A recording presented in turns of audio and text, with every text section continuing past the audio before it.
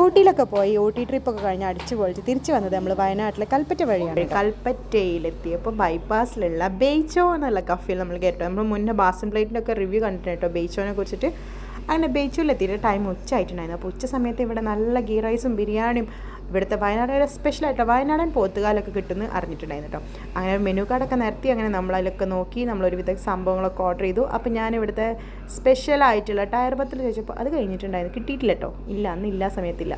അപ്പോൾ പിന്നെ നല്ല തേങ്ങാച്ചോറും ബീഫ് റോസ്റ്റും പിന്നെ വാവാച്ചിക്കുട്ടി ബിരിയാണിയും ഇനൂസും ഇക്കോനും നല്ല ഗീ റൈസും നല്ല നെയ്ച്ചോറും നല്ല ബീഫ് റോസ്റ്റും കൂട്ടി നമ്മൾ അതിൻ്റെ കൂടെ പപ്പടമൊക്കെ ഉണ്ടായിരുന്നു കേട്ടോ. നല്ല ടേസ്റ്റുണ്ട്. എനിക്ക് പപ്പടം ഭയങ്കര ഇഷ്ടമാണ്, ബിരിയാണിയുടെ കൂടെ നെയ്ച്ചോറിൻ്റെ കൂടെയൊക്കെ. അപ്പോൾ ഇഷ്ടമുള്ളവരൊക്കെ ഒന്ന് കമൻറ്റ് ചെയ്ത് പറഞ്ഞോളൂ കേട്ടോ. അങ്ങനെ നമ്മളത് ഓർഡർ ചെയ്ത് പിന്നെ നമ്മൾ ഓൾ ടൈം ഫേവറേറ്റ് സ്പെഷ്യലായിട്ടുള്ള വയനാടൻ പോത്തുകാൽ ഓർഡർ ചെയ്തിട്ടുണ്ടായിരുന്നു കേട്ടോ. അപ്പോൾ സംഗതി ഇതാ വന്നുകൊണ്ട് നിൽക്കുന്നുണ്ട്.